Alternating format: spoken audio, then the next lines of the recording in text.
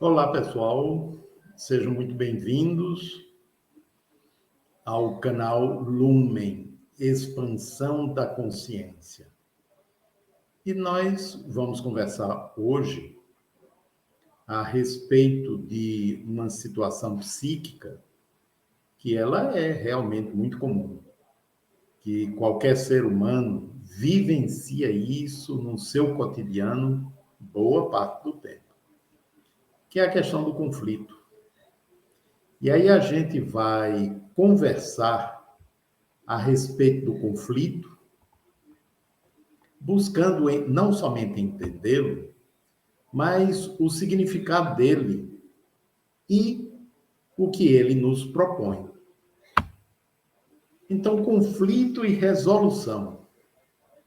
De uma forma bem simples, podemos dizer que o conflito ocorre quando duas forças psíquicas, aqui no caso, né, porque as forças psíquicas elas podem estar sendo representadas por duas ou mais pessoas. Né? Por exemplo, dentro de uma família, quando duas pessoas não se entendem, se costuma dizer que elas estão em conflito. Ou numa empresa, quando há dificuldade entre duas ou mais pessoas, ou entre dois setores da mesma empresa, que eles estão em conflito. Então, são duas forças em oposição. E pode ser de natureza intrapsíquico ou extrapsíquico. Ou seja, cada uma está puxando para o seu lado. É como se fosse um cabo de guerra lá dentro. Obviamente que isso consome uma energia tremenda, que você nem se dá conta e às vezes nem consegue fazer uma conexão entre aquilo que você está sofrendo e o conflito que origina aquele sofrimento, ou a exaustão de forças, que pode levar à exaustão de forças. Você sentir uma fadiga enorme, ou uma ansiedade intensa, ou angústia, ou seja a forma como se expressa. Inicialmente, principalmente pelo lado psíquico, mas depois, com o tempo, se repete, não há uma resolução, pode desembocar também no aspecto físico através de alguma patologia orgânica. Porque nós estamos falando aqui da geração de energias disfuncionais. O nosso corpo, além dele ter a circulação sanguínea, a circulação linfática, ele tem também uma circulação de energia.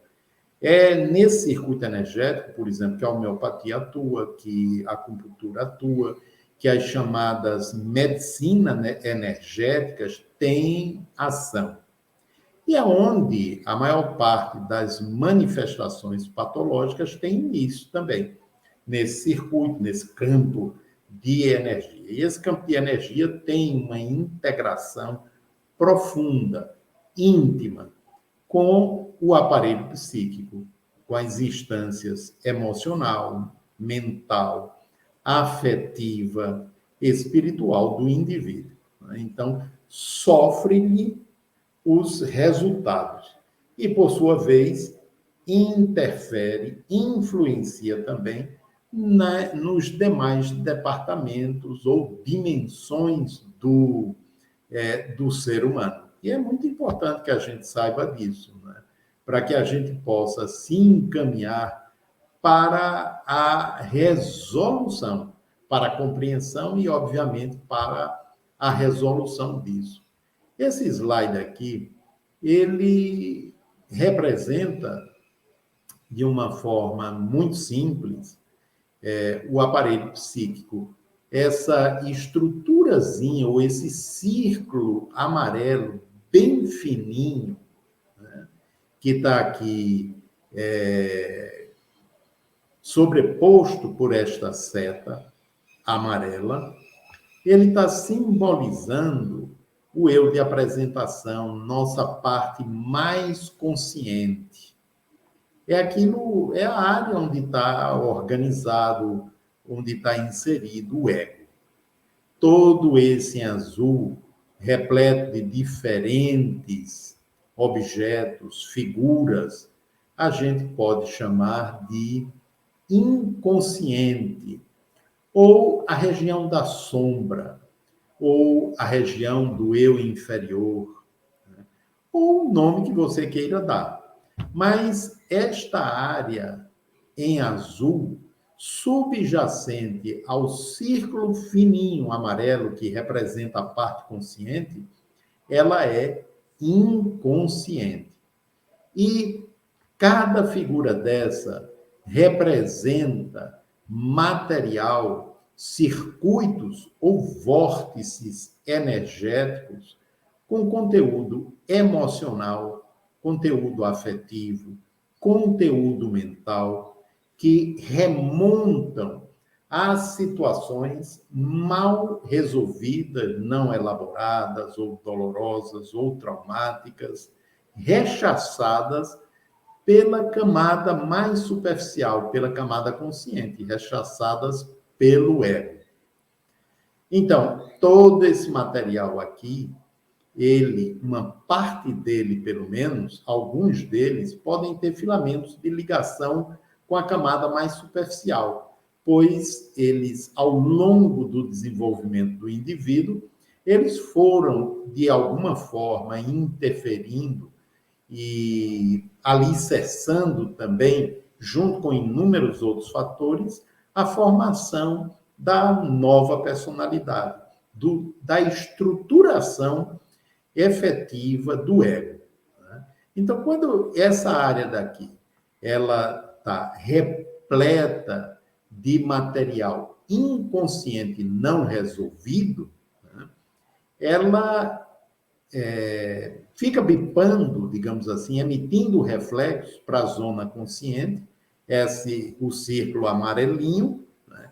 E causando algum tipo de prejuízo, causando algum tipo de ressonância negativa, por vezes bastante significativas, né?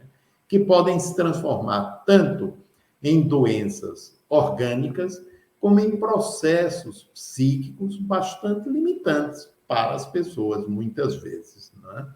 E essa camada aqui, amarela, esse círculo menor amarelo, ele representa a essência do indivíduo. Ele representa o núcleo central, representa a carga instintual, e, ao mesmo tempo, aquilo que Jung ele denominou de eu superior, né, do indivíduo, e que a Saggioli ele considerou como sendo a parte sábia do ser. Né? Então, esse núcleo central aqui é uma camada que está inserida lá no âmago de toda a estrutura que compõe a totalidade do indivíduo. Mas o indivíduo, a pessoa, só conhece essa camada mais superficial, esse círculo amarelo bem fininho, que é onde está inserida a consciência de vigília. Para dentro, até o círculo amarelo, ele não conhece, isso é desconhecido. Então, por não conhecer o conteúdo dessa camada em azul, que é inconsciente, ele sofre e muitas vezes não sabe nem por quê. Não tem consciência do porquê está agindo, reagindo, funcionando daquela maneira. E muitas vezes, escolhas da vida são determinadas por núcleos que estão nessas dimensões mais profundas do psiquismo. Esse semiarco aqui, em volta dessa seta que está simbolizando o ego, vocês vejam que parte da seta, ela ultrapassa o círculo amarelo. Então, isso representa a parte consciente do ego. Para dentro, a parte da seta amarela, que está inserida no círculo azul, representa a camada inconsciente do ego.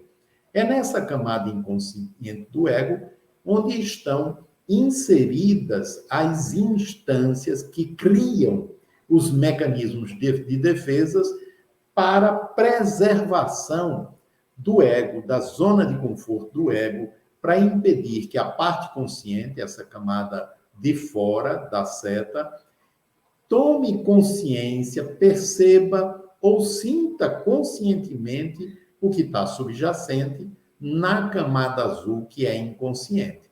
Mas a camada inconsciente do ego sabe o que está aqui dentro e não quer que a sua contraparte consciente perceba isso, saiba da existência de todos esses núcleos aqui.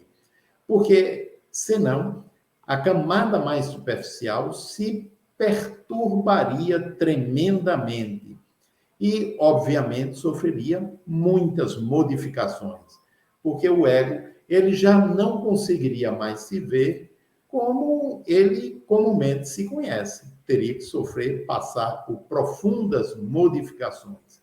E o ego sente isso como se fosse uma morte. E aí cria essa barreira, esse semicírculo cinza, separando toda a estrutura do ego, toda a parte consciente do que lhe está subjacente. Ao mesmo tempo, esse núcleo central, que, ao mesmo tempo que ele representa a carga instintual, ele também representa um oásis de calma, de tranquilidade, com tudo aquilo que a consciência, ao longo do seu processo evolutivo, conseguiu conquistar, aprender. Então, é uma camada de muita sabedoria. É como se fosse, mal comparando, um super, mas um super mesmo, computador, capaz de processar qualquer dado. Né? Mas o que está aqui está em estado potencial. Assim como nessa camada em azul, que é inconsciente também, tem muito material em estado potencial. Como da mesma forma, aquilo que é traumático e doloroso que aqui se encontra, é material potencialmente positivo, que quando o conflito for resolvido, a situação traumática for equacionada, se transforma em sabedoria de vida. Mas, como a camada azul inconsciente está repleta de material doloroso, incômodo, essa própria camada ela serve de barreira, de limite, que isola o campo do eu superior, da essência, que alguns autores mais místicos chamam do Deus interno, o Cristo interior, o Buda interior. Não importa, né? Você dá o nome que você quiser de acordo com a sua concepção. Eu estou chamando de essência ou de eu superior. Né? Mas está isolado por tudo aquilo que a camada inconsciente em azul possui em seu interior ou em suas dimensões. Então, como isso aqui está isolado do ego. O ego nem tem consciência do que está nessa camada azul do inconsciente e muito menos sabe da existência da sua essência. Então, ele se sente isolado aqui na camada de superfície. Como ele se sente isolado, se sente frágil, muito frágil. E aí, o que é que ele faz? Ele vai buscar fora de si aquilo que possa fazê-lo sentir-se mais forte, mais protegido, mais seguro. Como, obviamente, ele não vai encontrar fora de si, quanto mais ele busca, ele cria, muitas vezes, uma ilusão de segurança, de força ou de fortaleza, mas como não é verdadeiro, e a parte inconsciente sabe, a ansiedade, ou, obviamente, o medo, né, vai tomando conta e ele se sente impelido inconscientemente a tentar controlar tudo aquilo que está fora do seu alcance ou submetido à incerteza do desconhecido e do futuro.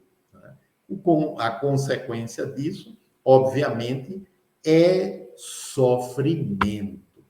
Né?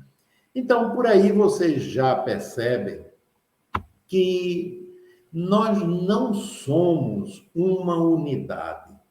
Nós somos constituídos por diferentes dimensões. Essas dimensões, de forma inconsciente, elas são dinâmicas e profundamente interconectadas. Não são compartimentalizadas. Aqui inicia a dimensão consciente, aqui inicia a dimensão inconsciente, a zona da sombra, a zona dos processos traumáticos. Aqui inicia a zona do eu superior. Não é bem assim, né? É uma estrutura dinâmica, numa interação profunda, sutil, fora da camada de consciência e, portanto, ausente, né, da percepção e da sensibilidade do ego em sua área consciente.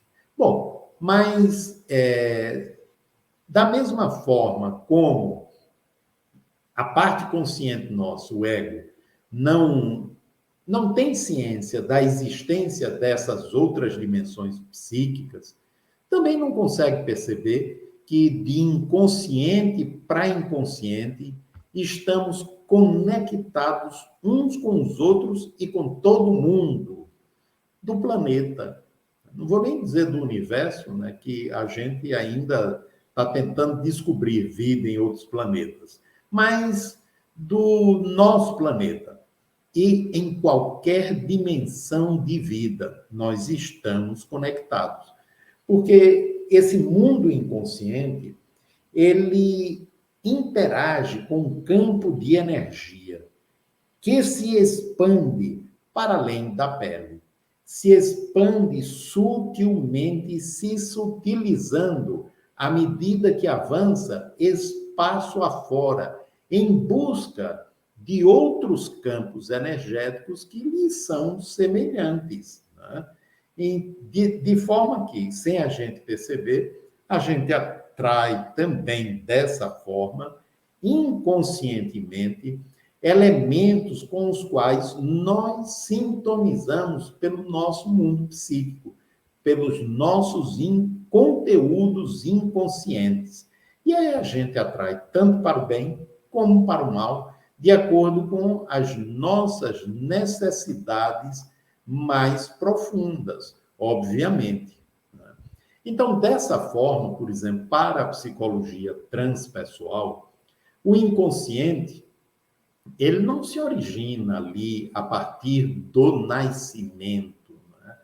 E ele não está circunscrito ao espaço do crânio, ele vai para além disso. Portanto, tem origem cósmica, formado por experiências inúmeras ao longo do tempo pregresso, que transcende o espaço-tempo newtoniano. Está muito mais relacionado com a concepção quântica da vida, do universo, do que com o tempo, o espaço-tempo newtoniano. E o inconsciente, no sentido da psicologia transpessoal, é enfocado como um ou alguns estados de consciência, em vários níveis de diferenciação, chegando a graus altamente diferenciados que transcendem as fronteiras usuais de ego e das limitações tridimensionais de espaço e tempo. Então, por aí você percebe claramente, né, que nessa concepção, o inconsciente vai além da formulação do inconsciente de Freud, vai além da formulação do inconsciente coletivo, aproveitando o próprio inconsciente coletivo do Jung, né? Ou da formulação do aparelho psíquico do Roberto Assagioli, que foi discípulo de Freud, né? E que expandiu a visão ou a cartografia do aparelho psíquico, né? Então, expande e expande bastante, levando-nos a uma compreensão bem maior do que seja o inconsciente. Porque nos distintos níveis de diferenciação são percebidos os aspectos da realidade correspondentes ao estado de consciência em que o indivíduo se encontra e que são definidos como experiências transpessoais, né? Então, ele vai além daquela percepção comum nossa, que está vinculada à questão dos 5 sentidos. De maneira que o inconsciente pode se revelar de diferentes formas, através dos sonhos, lapsos de linguagem, brincadeiras, desenhos e estados de transe também. Vocês vejam o seguinte, esse desenho ele foi feito por um paciente há muitos anos atrás, no ateliê terapêutico. Nós trabalhamos por 17 anos, toda uma equipe multidisciplinar.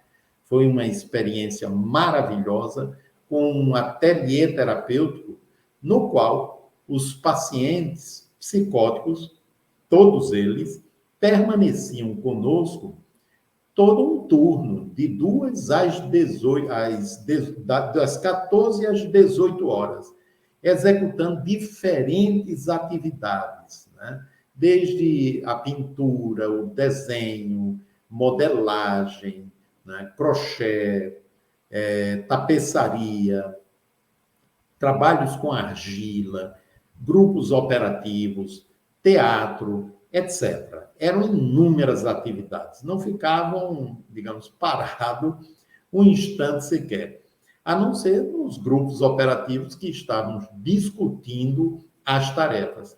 Então, um dos pacientes que tinha um quadro esquizofrênico grave, ele fazia desenhos desse tipo. Esse desenho é quando o surto estava bem pior, quando ele estava muito desagregado. Você veja a profusão de elementos saindo de uma parte central, né? Um marrom escuro, e as cores revelam também estados emocionais, e pedaços, né? Equidistantes desse centro. Isso é quando ele estava num estado mais grave, um surto mais grave. E aqui, quando ele estava numa fase melhor, você veja que é todo formado de pedacinhos, né? É uma verdadeira arte isso. E aqui era quando ele estava melhor, quando ele estava conversando melhor, né? Continuava com um certo delírio, mas estava numa fase bem melhor, né? E aí a gente vê essas diferenças. Essa pintura feita por uma outra pessoa, você vê que aqui há um rosto sobreposto a um rosto que você vê a boca um pouco mais embaixo, você vê mais para a direita, quase no final, um rosto de uma mulher com um chapéu, né?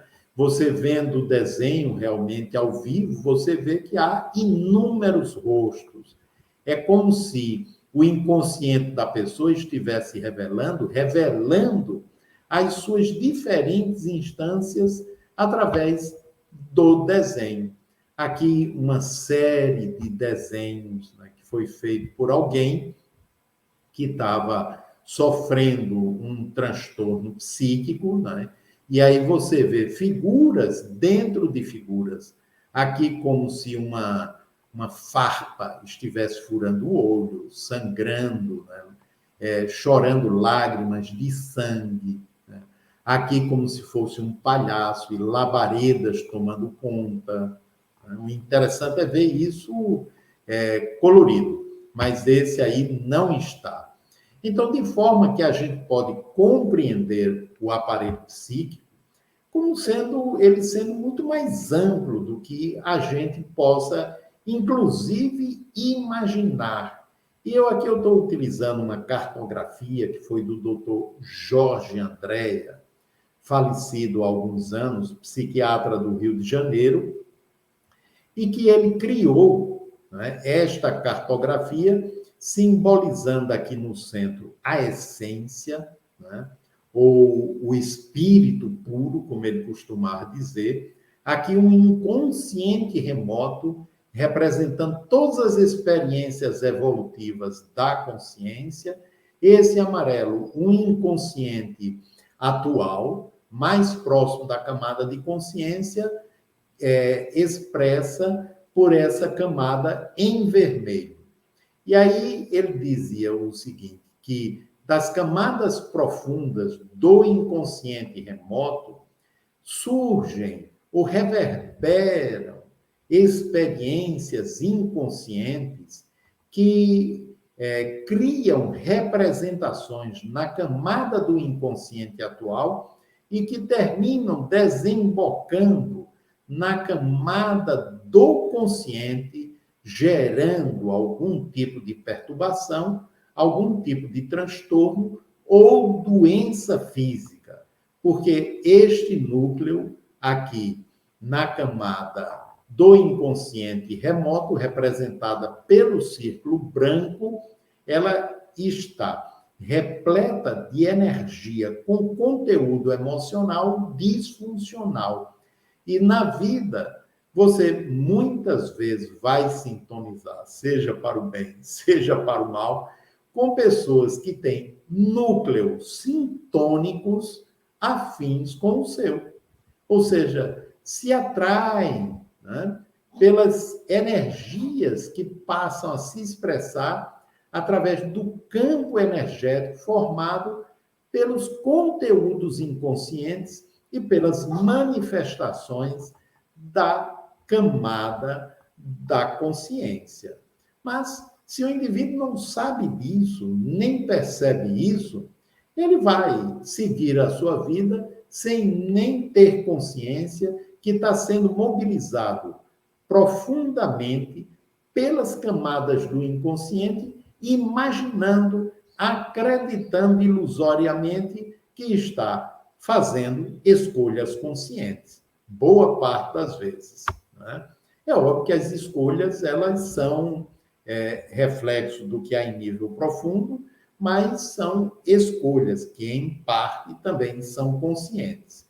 E assim funcionam também nossos companheiros de existência planetária, como são os animais, movidos basicamente pela carga instintual, buscando a sobrevivência, né, através da alimentação, caçando aqueles que são predadores, carnívoros, onívoros, né?